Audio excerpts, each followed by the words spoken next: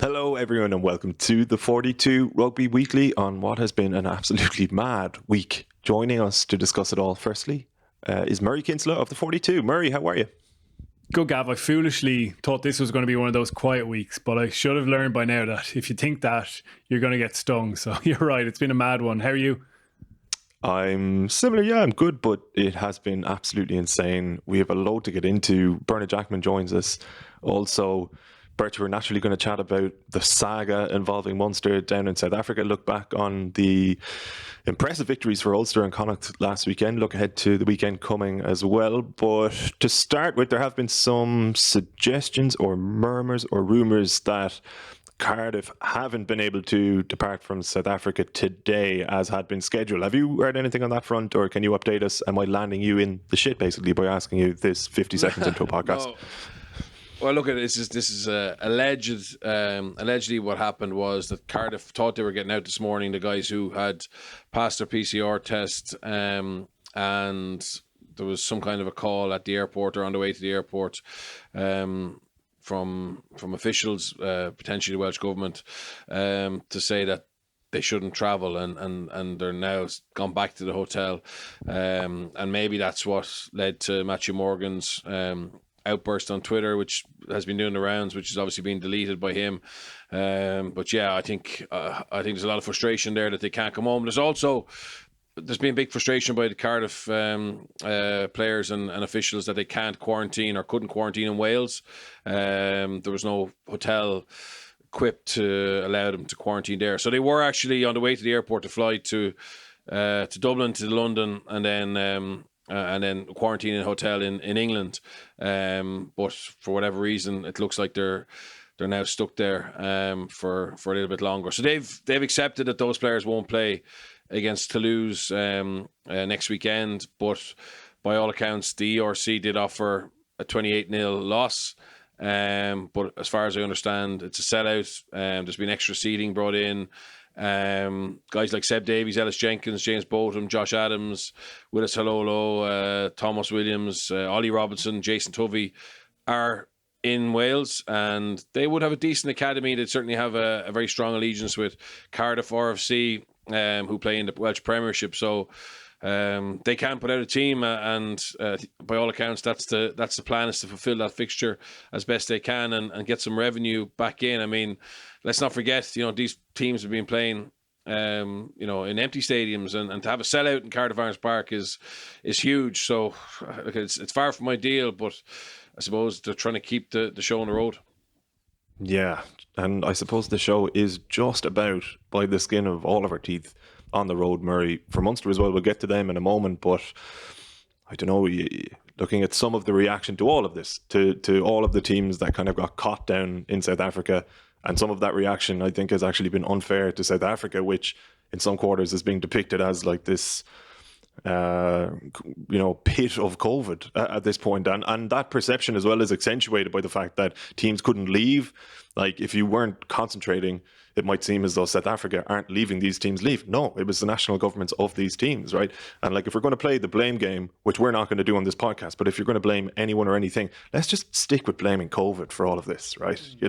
It's not the URC's fault. It's not South Africa's fault. Like, it's the virus's fault. Like, it's been a ramshackle shit show, but of nobody's direct fault. You know what I mean? And it's difficult for people involved in that, fans, doubtless players who were down there or who are still down there, because you don't have anybody to point the finger at. Or if you're pointing the finger at somebody, you're probably pointing the finger at the wrong person. Yeah, well said, Gav. Well said. As far as I understand, the South African authorities on that end have been unbelievable. Certainly with Munster, I know that for a fact, as have the URC, and they've thanked them openly, and that help has been massively appreciated. Yeah, I saw the Matthew Morgan tweet. Obviously, him deleting it probably says it all. If you're deleting tweets, you've made a mistake. You can obviously understand to a degree the frustration and the anger, probably, if what Bern is talking about there is true. Another delay to them getting home, and it's happened to them twice already before this, where they've been on the way to the airport and had to turn around. And obviously he's got family at home. You're thinking about Christmas being really soon. You're thinking about your quarantine on the other side of getting home as well. So yeah, it's stressful, but as you say, like, let's blame COVID. There's people outside of rugby going through this all the time as well, and not getting any help from governments either. So this is a reality of the world. I know there's going to be lots of people saying, why the hell are South Africa involved in this competition? But certainly I wouldn't be putting it on that. I have to say I was excited about these fixtures. Even I just saw the Sharks team that they named for playing the Bulls this weekend, and you look at it with their box back and you go, this is going to be class whenever we can get these games played in a more normal world. You're taking a risk, I suppose, by traveling in COVID times, but the advice had been that it was good to go, and this kind of freak circumstances with the Omicron variant happening now has been far from ideal. So yeah, there's going to be frustration from all quarters. It's tough times for everyone. Munster are back now, the large part of their party back in Ireland and into their mandatory self-isolation. Scarlets are still in Belfast. They're not able to train at all. They're stuck in their hotel. Zebra are in Italy, and as far as I know, they've got a little bit of a looser arrangement there. But Cardiff are the last ones, and hopefully they can get out soon. Another part of it is I think people are kind of looking at the media coverage and going, oh, you're hyping this variant out of all proportion. But I think most of the reporting, certainly from our point of view, is just, it is a disruption on the rugby front, and there are stresses on people, as there are outside of rugby as well. So you've got to report, I suppose, faction and all that kind of stuff. Yeah, absolutely. Bernard, from Munster's point of view, I think listeners at home can take for granted that our thoughts are naturally with the lads who are stuck behind to begin with. Looking ahead to the coming weeks, it looks as though we know they're going to try and field a team against Wasps. It looks as though they're going to try and involve some of the guys who have just about made it back from South Africa in that game. Training-wise, preparation-wise, everything out the window, right? Like, so how possible is this to your mind? Have you been talking to other coaches about this? Because it feels like it's mission impossible, and yet they're going to try and pull it off. Yeah, look, I think what you need to try and do is have the core of your group. So if it's a 23-man match squad, you'd like to have 17 or 18 who are training, and you're only filling the gaps then for where you really need cover, like specialist front row, maybe a specialist 9 or 10.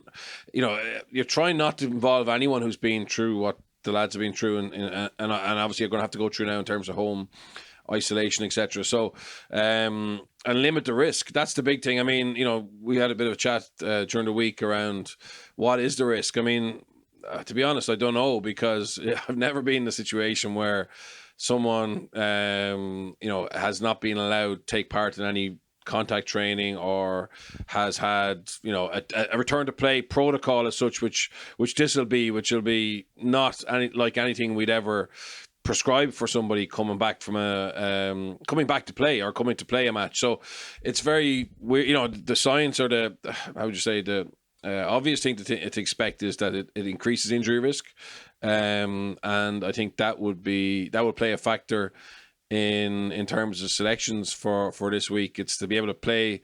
It's going to be a balancing act between being able to do justice and not risk the players who've obviously been quarantining, but also not risk some young player who maybe isn't ready to play a game of that magnitude, even off the bench. Because when you put someone on the bench, after 5 minutes they could be on. So I'm really talking for front row. I'm not talking about anything else when I'm talking about the risk. But I'd rather have a guy who's played 40, 50 professional games, who maybe hasn't had the ideal prep available, than a 19-year-old tight-head prop out of the academy who has never played, senior rugby. That's kind of my only concern. And I think that would be in the minds of Ian Costello and Johan van Gran, who will be picking the team next week.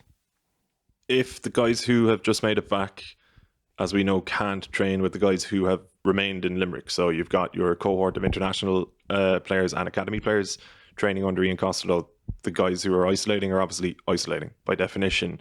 How does that work? How do you conjoin the two during the week from a coach's point of view? Yeah, I think it's they'll be using video technology, so they'll pick their menu. That'll be videoed from whatever 3 different angles. Certainly they can do webinars and Teams calls together, so basically, rather than having the group who are playing or the group who are available to train in a video room in UL, make that a virtual session so everybody's on top of it, everyone's up to speed. But I do think it's keeping it as narrow as possible, so that if there is people who players who come in late next Friday, next Saturday, they're up to speed, but understanding that they won't have had reps. So you don't want to give them too much information when a lot of people learn by doing rather than just visually. So you're trying to understand that as well. Murray, it is all kind of risk assessment, isn't it? And an absolute catch-22 for the coaches involved, where on the one hand you are trying to protect some of your younger players so that they don't get injured or that you don't damage their development in any way if you put them in at the deep end too soon. On the other hand, if you play senior players who haven't, say, done any kind of collision training or contact training in recent weeks, and you injure, not that you would directly injure them, but if they got injured in that game, you're potentially risking the rest of your season, conceivably. So, I don't know, would they have been better off just taking a 28-0 defeat and trying to work from there? Or do you think they have to go and play this game? No. I go for an early prediction here. I think Munster could win this game. And I know that might sound a bit mad after all they've been through. I really can't imagine it happening. This backs against the wall, typical kind of Munster trope. And like, there's real quality there at home training away in Limerick. Your captain, Peter O'Mahony's there, Conor Murray, Carberry, Conway, Kilcoyne, Byrne, Damien Dialende, like, they're obviously world-class players. They're all top of the game. And like, with the younger guys, obviously, as Birch mentions, the front row is a key one. Tight heads, obviously, I think there's going to be something that needs to happen there. The guys returning home are going to have to pitch up there because it's such a massive spot. But for the rest of it, like, what an unbelievable opportunity for any of those younger academy guys that get their chance. They definitely will tell you they're ready and there's no risk with it. These are the opportunities that people just cry out for. And you can imagine someone like really making a name for themselves. You just don't get this kind of exposure. You don't get this kind of opportunity ever. So there's excitement in that. Like, not to make a light of the situation in any way, but in pure rugby terms, I'm incredibly excited about Munster and the possible team they could put out with some of those younger players featuring. And I really can imagine them winning. I can imagine them going over. Wasps haven't been in incredibly good form. Obviously, Ian Costello knows Wasps extremely well, having been an assistant coach there very recently, and he'll have them well prepped, and he's a really highly rated coach. So, yeah, needs must. They absolutely should go and have a proper crack off this. And then you've got guys returning for the home cast game, where you're obviously going to get that financial boost of a big crowd as well. So, like, it could work out okay in the end. And I'm not trying to make light of how tough it is and how challenging it is. And certainly there could be disruption here. And it's so frustrating for coaches when you have all these plans and development plans and things change. But like, academy guys want to play rugby, and this is hopefully a chance for some of them to play some really top, good rugby and make a name for themselves. Birch, I was being facetious when I was asking, should they just take the L and walk away? But is it an expectation? You always have to do that, Gav, in your role. You always have to be like the devil's advocate. I know, but I just know I'll get. I usually won't even explain it afterwards, but I just know I'll get emails this time around. So it's the Bill O'Hurley putting role. It out there. Yeah. Except I'm not pretending to be stupid. But Birch, is it a realistic expectation, I suppose, on behalf of Munster fans, Irish rugby fans, for Munster to go over there in these circumstances and win the game? Does Wasps poor enough form, they're ninth in the Premiership, and I suppose some of their own injury troubles make that a possibility, whereas previously it might not have been? Yeah, I would agree, Murray. I think Munster can go and win. There's enough there, and you're going to get players. It's going to be a completely different mindset for Munster building up to this game than it's for Wasps. All the pressure's on Wasps now. I mean, and that sometimes can, and certainly if their confidence isn't great, it can, it'll affect them, because if they lose this game, it's an absolute disaster for them. So Munster have got nothing to lose, and in these kind of situations, historically, Munster have always risen. And the big thing is, there's a good bunch of older, experienced players who can nurture those youngsters. And in fairness, I know that Munster Academy has been much maligned over the years, but I actually do think that this is the richest crop they've had for Now, some of them are obviously unavailable, but this is the richest crop they've had for a long time. And, lads have been playing AIL. It's just like, as Murray said, it's what dreams are made of. You'll have one chance in your life maybe to play Champions Cup for Munster. And I'm excited to see, what these lads bring. Could be a career maker for some of these young guys, Murray. I know you've alluded to the same, but like I'm just thinking a little bit of cross-pollination, but just because the clip was in my head, Man United are playing Arsenal tonight, and the clip was circulating of, I think it was Marcus Rashford's Premier League debut. United were just down to the bare bones, and Rashford came in as a 17-year-old, scored 2 goals and hasn't looked back since, and really became a senior fixture in the squad. And you produce a really strong performance in the Champions Cup game. Maybe you're raising your head a little bit even further above the parapet than the coaches might have seen previously. 100%. Look, maybe someone like Daniel Okeke, who, when you're making your possible 15s, he's at home and has been training with them. Someone like Scott Buckley, the hooker, Patrick Campbell, even the fullback, because Munster might be short in the back three. It may be just a handful of them in the end, but absolutely a chance to go and make a name for yourself in a big televised match and everyone watching. So that side of it definitely excites me. Meanwhile, Munster they have been looking and talking to EPCR about potentially registering any kind of loan players or short-term signings like that. It seems there's not much wiggle room really there, because EPCR may have to change the entire rule and regulation system for every club. So you're kind of dealing with what you've got there. I think there probably will be some understanding around registering additional players. Coming into the tournament, you were allowed to register as many as you wanted. And I think actually Cardiff have a fair few registered, which may be of benefit to them. And hopefully there'll be understanding from other clubs, just in terms of allowing those academy guys, even guys who are actually Munster players, to get registered into European squad and get the game away, because everyone wants to see the games go. As you mentioned, 28-0 and 5 points is a possibility if it's forfeited, but that ruined things really last year at times, didn't it? It just makes everything, just in terms of integrity, questionable, and it ruins the competition.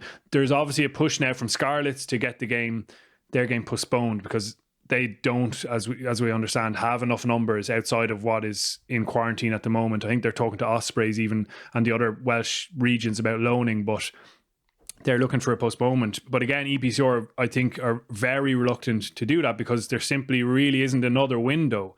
People are saying do it during the Six Nations, but you can't have leading European club rugby fixtures at the same time as Six Nations games, because obviously the internationals are away. So there's a real squeeze here.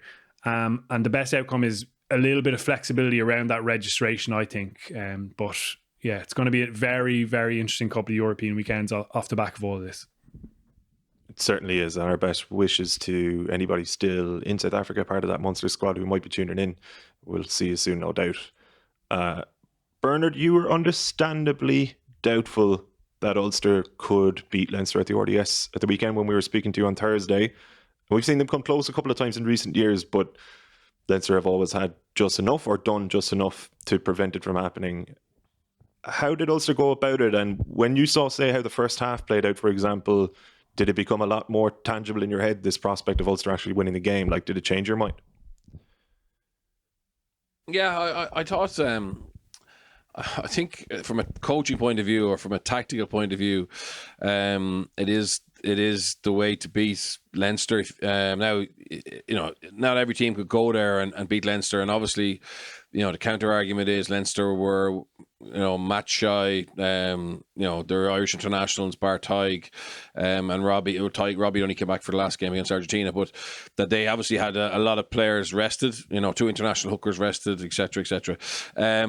So yeah, it's not Leinster's best team, but I still believe that is the way to play against them. And I think a lot of coaches, particularly the Welsh, when they come to Ireland, it's nearly a foregone conclusion. I know Ospreys beat Leinster, but last season, but in general, they implement the same type of game plan that they do every week. And I think you need to have flexibility, because you can't play Leinster at their own game. And I think, while people saw, if you look back at the Ulster tactics, you would say, pretty negative, pretty narrow.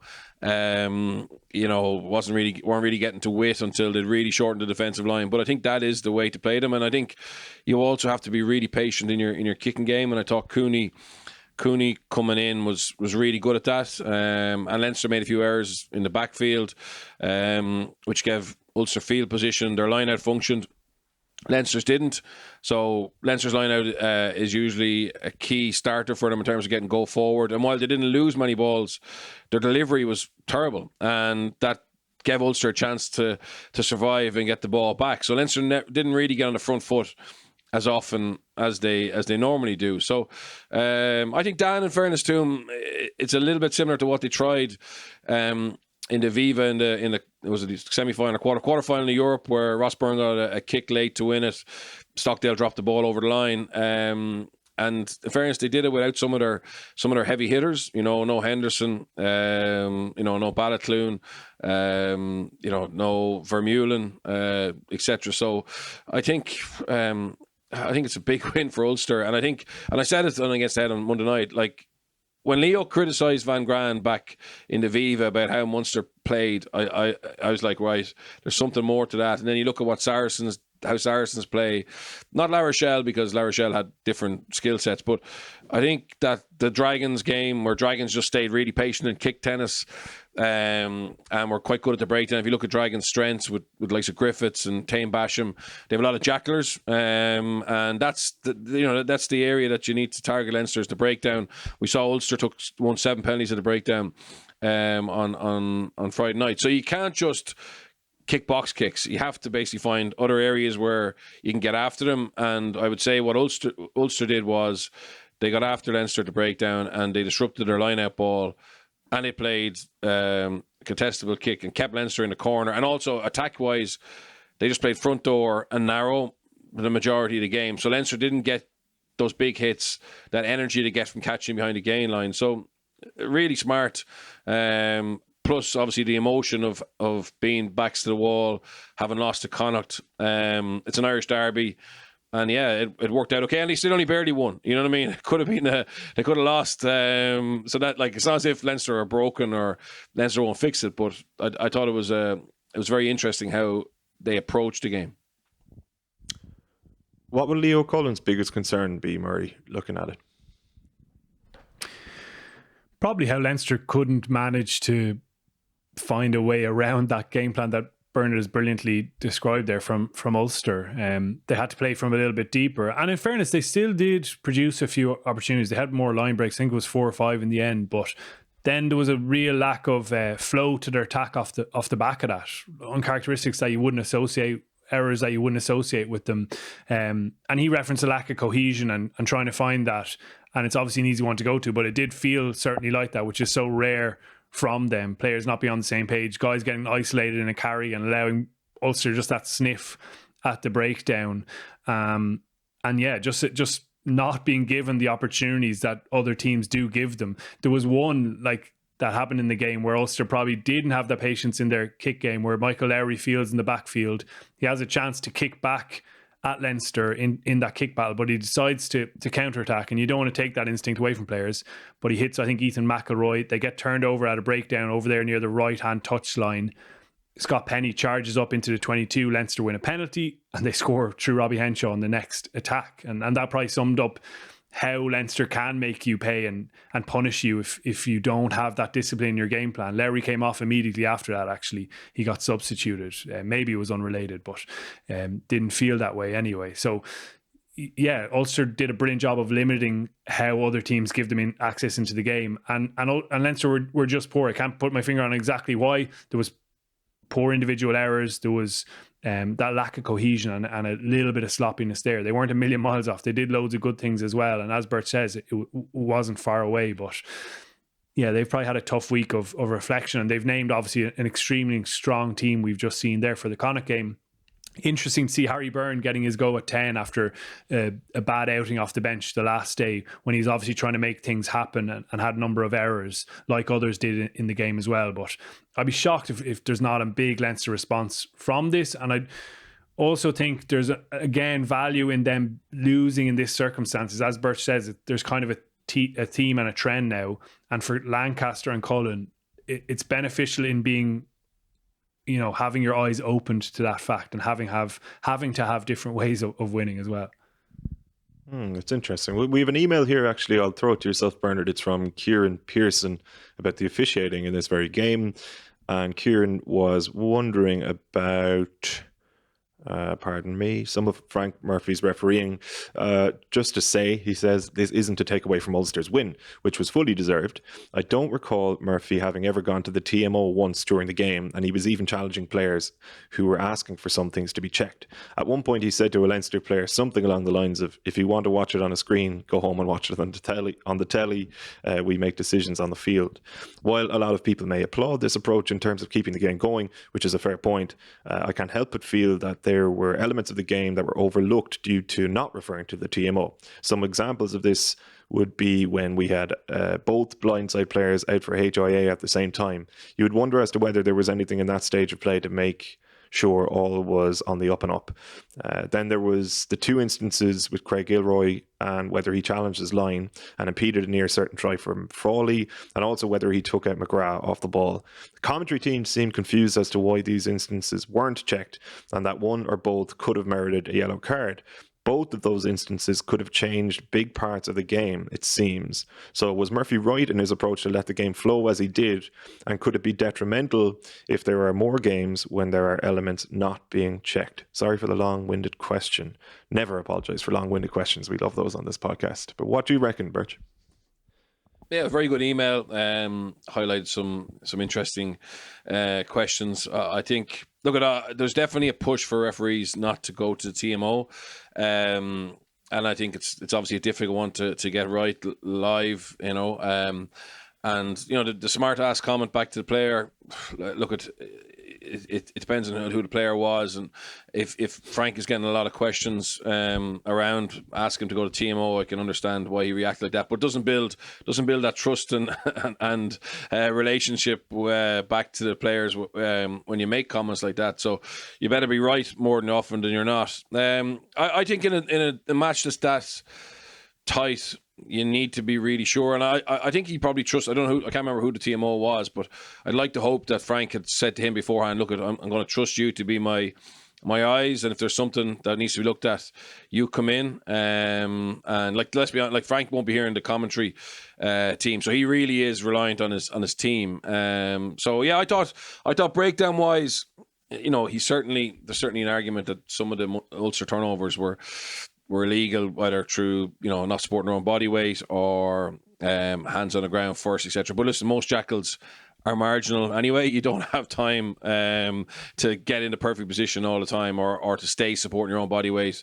And it was obvious he was giving advantage to the team, to the defensive team more so than the attacking team. There was very little time to deal with a threat. So I admire Ulster for whether that was something that they picked up pre-match and played to that trend, or for whatever reason, Frank on the night was very lenient towards the jackler.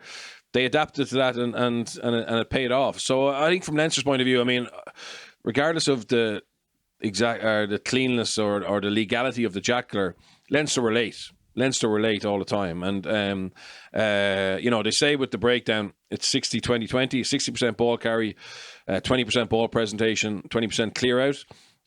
They weren't getting the 60-20 right to give the last guy the chance. I mean, if you look at Ireland's breakdown in the November, the ball carry and the presentation are top class. So it's making this easier for the clean out. So I think Leinster usually unbelievably efficient at the breakdown, and Leo and Stuart will have 15, 16 clips that would be horrible to watch from a Leinster point of view, and I'd be disappointed and shocked if that's not rectified this weekend.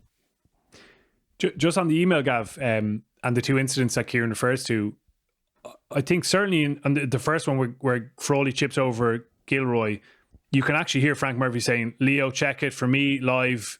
It's okay." He's standing his ground. Obviously, Craig Gilroy can't just disappear, and Frawley runs into him. Now, maybe he could have made more of an effort, but he's also got to protect himself because Frawley's coming at him at high speed. And so there you've got a decision on the fly from the referee, and then you've got the TMO checking it. I think that's a really good process right there. No stoppage of the game. They're both happy with it. Get on with it. The Gilroy one, I think, is where he shoves Luke McGrath when he's escorting. Yeah, and they get a penalty for it as far as I can remember. And again, I think there was a work between the team of four. Certainly the assistant referee was involved. And again, that's a really good process, in my opinion. I think you're not slowing down, stopping the game, because it was a bitty, like it was no classic in terms of watchability, the game. And if you've got a few more TMO referrals there, I think we're possibly all talking about what a boring, dull, slow game. I actually don't really mind the comment to the players either. I know, Birch, that you've been consistent on that message about building the rapport as well, but like, players can't be appealing for everything as well. And I think that's been more and more prominent in the game. Like, obviously you want a good relationship there, but you could hear them kind of sniping at everything. And I think across the game, not just in this particular fixture, but there is a lot of appealing for decisions now. And I understand the importance of decisions, and I understand that referees don't get everything right, but they just are never going to get everything right. As you say with the breakdown, it's so fluid. There's so much going on. There was a number of Leinster ones as well. I think the Ross Maloney one where Dan Levy doesn't roll out of there, but there's so much going on that close to the try line. It's very hard to nail all those decisions. So yeah, I didn't come away from this game thinking the referees had a massive impact on the decision making, or rather the result. And actually, I thought some of the process around those decisions was pretty good. We'll speak about Leinster and Connacht in a moment, but firstly, Birch, Ulster away to the Ospreys this weekend, and the Ospreys, because of what Connacht did to them, will be looking for a reaction. Will they get it, or I suppose will they get it to the extent that they're capable of beating Ulster? Yeah, look, that was an uncharacteristically bad performance by Ospreys. I think they are building nicely under Toby Booth. He would have been so frustrated with what they put out on in Galway on Friday night. It doesn't reflect well on what they're about. They should have some Welsh internationals, I'd imagine, to come back in. And yeah, I'd expect a big reaction for them. They are a team who do set up. They have their strengths, but they're very much aware of what they can't do well. So they can be quite difficult to play against. And as we saw in the Munster game, pre-November. And yeah, I'd be shocked. And that's not a gimme for Ulster. Ulster will obviously go there buoyed in confidence, but I would expect a big turnaround from Ospreys, and they are a tricky team to play against. It actually has the makings of a class game, Murray. I think this one, like, obviously the Ospreys will be wounded animals, and Ulster going in after one of their most significant victories in recent years. So two teams for very different reasons should be on it. And on paper, like, there isn't a great deal to separate them at all. So if it could be just a classic kind of 50-50. Yeah, Ospreys are kind of in the situation Ulster were last week, where they just didn't play to their potential at all against a much better Connacht team who makes life so difficult for you. Like, that was just a thrill to watch last weekend. And we'll probably come to Connacht and their quality, but just on the Ospreys, definitely, like, some of the defensive effort and just one-on-one tackling was jarringly bad. I thought they're just better than that. The conditions maybe affected them more. They certainly didn't affect Connacht in any way. And I just really look forward to seeing how Ulster back that up. There was some bounce off them after the match last weekend. The positivity, exuberance of guys like James Hume, who just strike you with the confidence they have and the belief levels and wanting to play for Ireland and put their hands up. Nick Timoney doing the same. Marcus Ray off the bench. That's a real thrill for Ulster fans to see. It's a pity Dwayne Vermeulen won't be involved due to his COVID case, but they'll get him up and running soon. And yeah, it will be great for Ulster to kick on from here, because aside from that obviously big Connacht setback, they've made a good strong start to the season, and we definitely had doubts about them last weekend. I remember speaking to everyone before the game. I think it was a 15-point margin maybe in some quarters towards Leinster, obviously, and you're thinking, oh, that actually may be justified. This is a real big question mark over Ulster now and whether they can kick on this season, and we got a good response, so they need to progress and accelerate from there. Birch, we'll chat about Connacht now, and in doing so, look ahead to this game with Leinster. But I suppose to go back 7 days, you and I, of our own volition, just decided to make it a make or break game for Connacht. We were like, no, they have to win or it's all over. And in fairness, we were probably a little bit sceptical as to whether or not they would, or like, you always know with Connacht that they can or they could, but it's whether or not they actually do it on the day. And they were absolutely superb. So they're going into this Leinster game now with the pep in their step, and yet, similarly to what we were saying about Ulster just there previously, Leinster are going to be looking to produce something a little bit special, you'd imagine, because of what happened to them last weekend. And last time they were in this situation, I think in Galway, they did. Yeah, and obviously Connacht beat Leinster in the RDS last year as well, and and also the fact that Ulster won. You know, if you're Andy Friend last week, you're saying, right, we beat the Ospreys, Leinster beat Ulster. You know, we were both on 16 points. Ulster just nudged away from them again now, so they don't want to be left detached. It's an absolute it's a big game for both teams. I think Connacht, in fairness, have a bit of a freebie. You know, it's not going to be the end of the world if they don't win, but they'll still want to put in another really impressive performance. So they were very good against Munster and Thomond Park. Didn't get the win. You know, bounced back from that against Ulster in Aviva.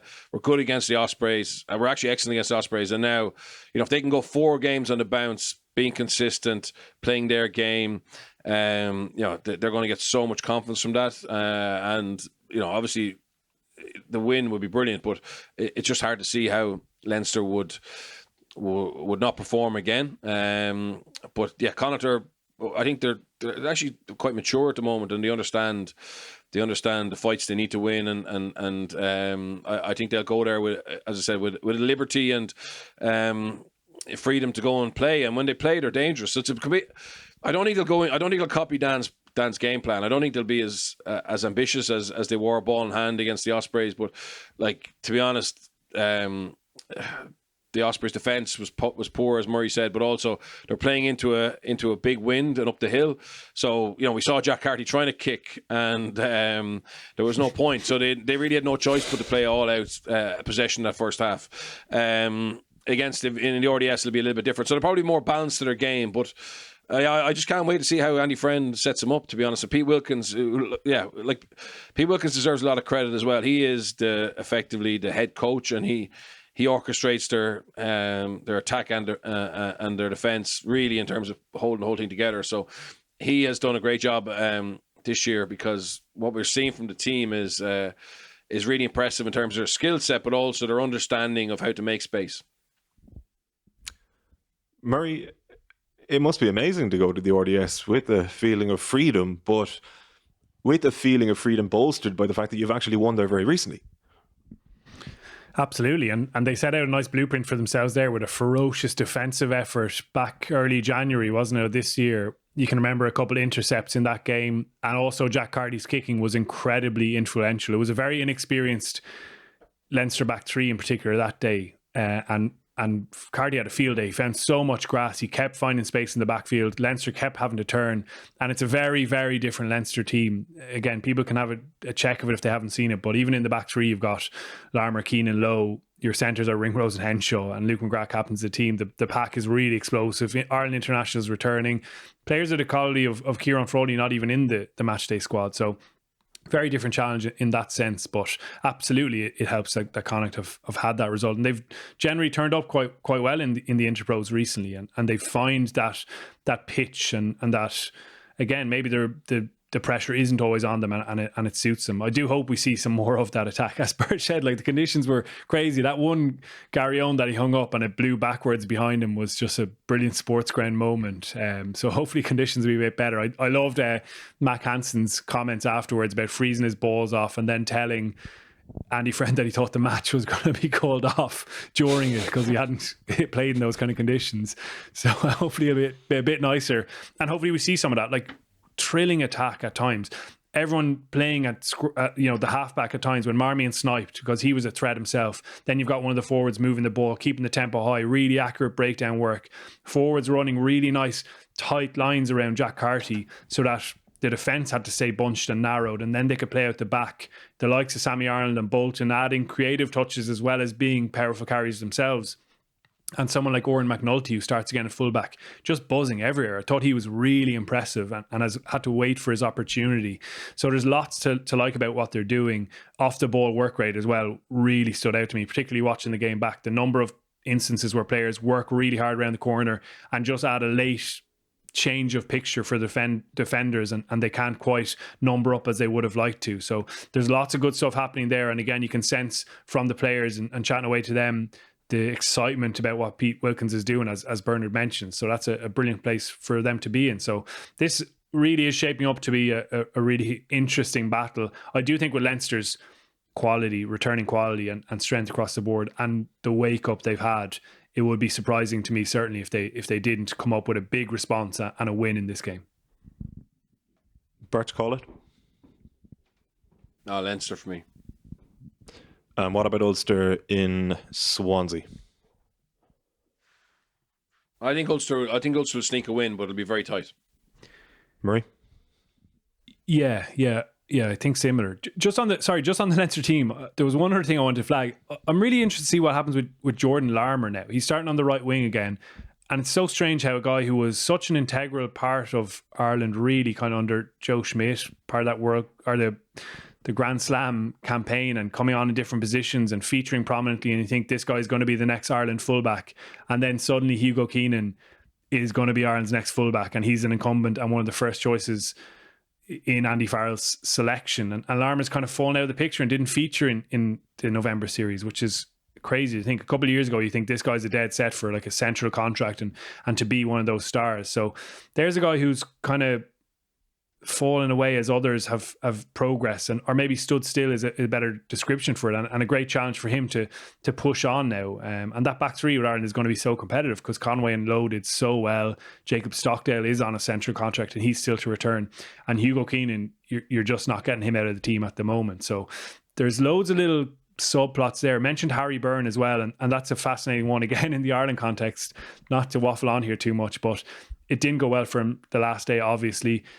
Ross Byrne obviously has to decide on what he's going to do with his contract expiring at the end of the season, and interest from abroad, and a guy who definitely with his quality deserves to be a kind of frontline 10 for any club or province. But Harry Byrne being the one fancied by Ireland's coaching staff to be a really important figure over the next few years. So there's all those sorts of little kind of subplots to it as well, and that'll be a really interesting part of this weekend and indeed the European weekends as well.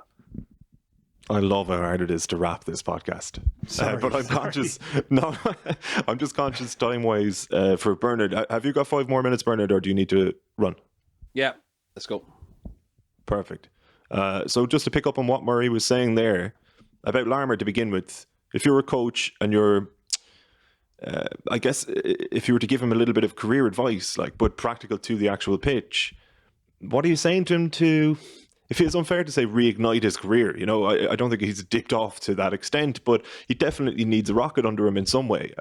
Not attitude-wide necessarily, but something to kind of reproduce what we would have seen of him to begin with, in fairness, back at a time when defenders were a little bit less accustomed to what he was bringing to the table.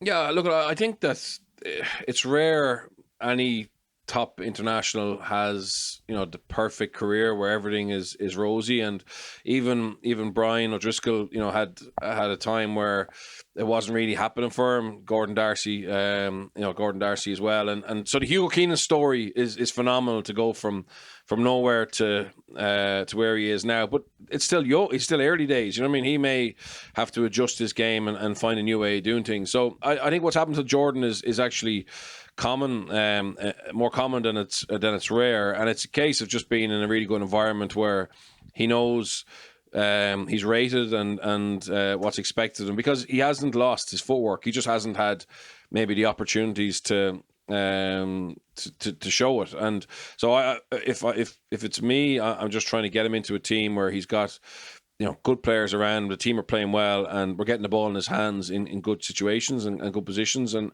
I think once you do that often enough, he will beat people, and I think that's where he'll get his confidence back. So I agree with Murray. Yeah, he's going through a tricky patch. I still don't know who the backup 15 is to Hugo. That wasn't clear, so no one else jumped ahead of him in November unless they did it in training. No one did it on the pitch. So I can't say for sure he's not second choice. He's also very versatile, so he can fill other positions. But I just think the most important thing is to him to be in a Leinster team that are playing really well and getting him the ball in good positions, as I said, and he'll find his groove again and show how good he is. Carberry is the backup 15 for Ireland. I think we've established that. But to ask you then about Harry Byrne, he's been taking a little bit of flack nowhere important, really, probably in more forums and comment sections, and just people's opinion of his recent performances for Leinster, not necessarily meriting his constant inclusion now in Ireland squads. Maybe that he hasn't actually shown consistently enough the examples of his potential that we all know he has, if you know what I mean, and that for Andy Farrell to include him without people seeing that with regularity feels a little bit tenuous or a bit of a stretch. What's your interpretation of that before we go?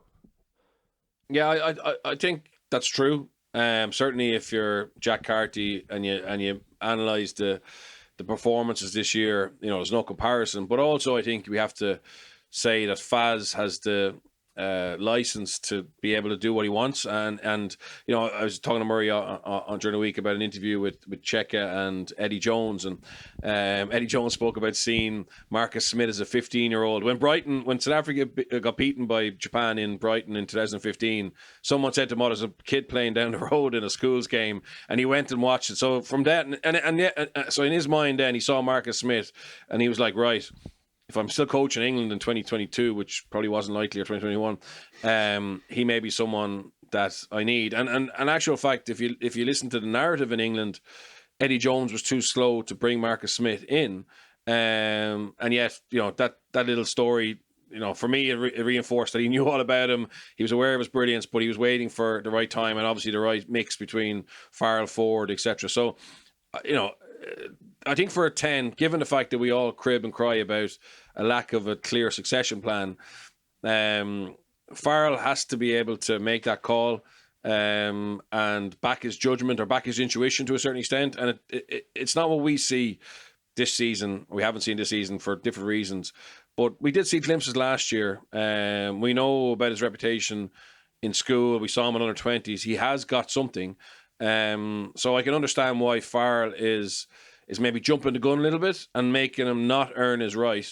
But now he's playing tomorrow night. When he starts a match for Leinster, you need to be on the money. And it was difficult. I can understand why it was hard from last weekend, coming off the bench, coming out of international camp, and not having been with the team, etc. But this week he's been quarterback all week. He has to perform to a certain extent, or else that credit in the bank that Farrell has given him runs out pretty quick. So I totally understand why he's in there, but the more games he plays, the more you're going to have to perform. Gents, pleasure as always. Thank you, Murray. Thanks for being so facetious, Gav. Nice, guys.